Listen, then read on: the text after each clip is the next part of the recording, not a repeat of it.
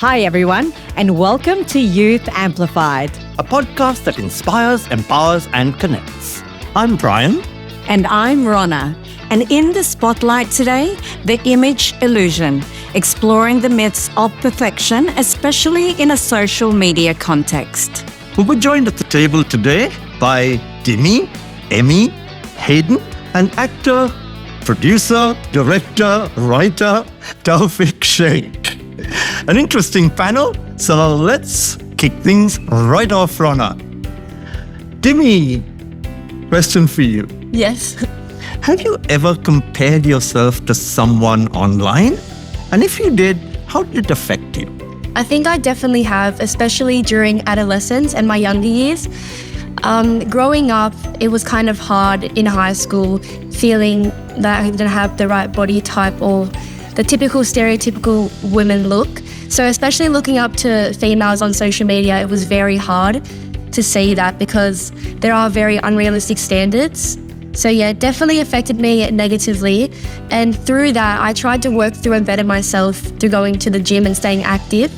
But with that, there was also some side effects as well that came along. So yes, it's definitely affected me negatively in the past, but I've just worked through it and just trying to love myself as much as I can. Yeah, it can be a very difficult thing, but I think you can work through it and you can become to love yourself. I try not to compare myself to others because I think that social media it doesn't show the full picture, and that there's no such thing as being perfect. So I think I just try to focus on myself and what makes me happy and confident. Great answer. Now, I think let's look at the other side of it in terms of Hayden. Hayden, a question for you actually. Do influencers and celebrities have a responsibility to show more authenticity? I think so. I think that's a really good question, Ronna, in a sense where celebrities and influencers, even micro-influencers, they're kind of modern day role models, so to speak, usually traditionally be in movies, print, but now since everyone has a phone, a smartphone, TikTok, Instagram, Facebook, there's a whole abundance to view content and especially platform creators. I definitely think that social media obviously creates a very manufactured look, but I think if you have creators or even independent creators, they can show an authentic or even unique perspective on such things. And it's just great to show authenticity in a sense where we live in a world where people are putting filters and comparing themselves. In a matter of fact, the only enemy, so to speak, is yourself. You can only just compare yourself to yourself, and as long as you're just getting better and better every day, I mean, that's the main thing. That's great, Hayden. And look, I certainly believe that true beauty lies in that authenticity. It's not about the manufactured type of perfection, right? What do you think, Brian? But I mean, there's a saying, isn't there? You're perfect in your imperfection. And I think, Taufeeq, do you have anything to add to that? When it comes to the influence, again, and that's something which I am very interested because somewhere I do dabble in that world. I find that celebrity is something which is a well-established inspiration. When it comes to influencer, however, that is more commonly these days known about who is doing what on social media and how many eyeballs they're getting. Yeah. And that, I feel, is something where there is a joint responsibility because an influencer was a nobody yesterday and is today somebody purely because somebody consumed that content to the degree that the algorithms had no choice but to make it a successful content.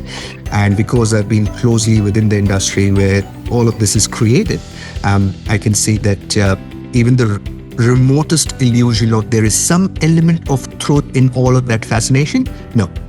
It's all a lie. I definitely agree in a sense where with the trends and the whole algorithm thing, let's just say if Emmy does a dance and I copy it, that ironically becomes inauthentic. If everyone is jumping on the trend now, people are just jumping on because it's a trend, not for the sake of their intentions or if they're genuinely interested in the topic.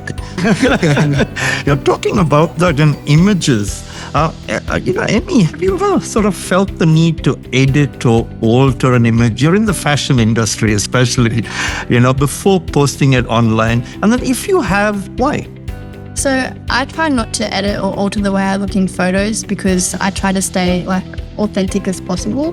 However, I do love to use like my style of clothing and makeup as sort of tools, I guess, as I believe they don't mask one's beauty, but they only enhance it. So I guess that's how I stay confident within myself. Yeah. No, absolutely. What about you, Dimi? What do you feel about that? I agree with Emmy, definitely. I don't think you should ever feel the need to edit yourself or change the way you look because everyone is beautiful in their own way, as we all should feel. And I feel like lots of young girls and young males also do feel the need to edit their photos to conform to a certain look or to enhance their bodies or even features on their face. Like the lips might be too small, the ears are too big. They might feel that about themselves, but in reality, no one would notice the imperfections because everyone is, beautiful in their own way. Absolutely. That's such a great point. And I think it's about the imperfections that make us so unique, yes. right? I mean, just imagine if we were all turned out like a brand. It'd be like Loompa. Taufeeq, let's come back to you again. Someone who's on stage a lot and, works with actors in various capacities. What would you say to someone struggling, with the pressures of online perfection?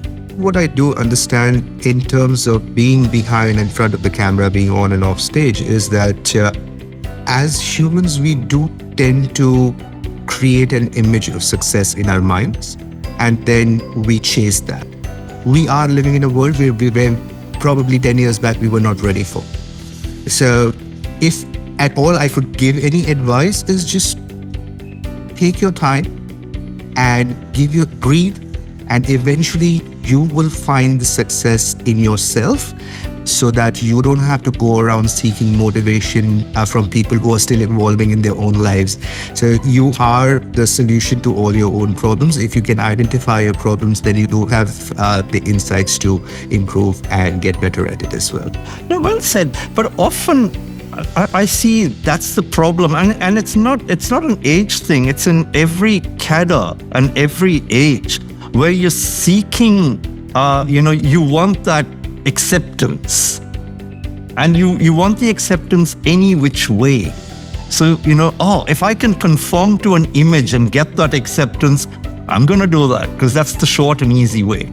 Absolutely. Everyone loves convenience in life, and we are living that life of convenience. So in terms of how we project ourselves is generally what we see on social media screens is a projection that you want to come across as. And the reason you're putting the effort there should be automatically understood that you are not that person. Emmy, do you have anything to add to that? Yeah, I think everything that you said was exactly what it's like. I think that everyone is unique, everyone's different, and I think it's important to embrace your inner self and love yourself. Everyone is on a different path, and you should just follow your own path instead of to conforming to these ideal images that people post on social media. I've also noticed that if you're on social media, you're either a creator or consumer.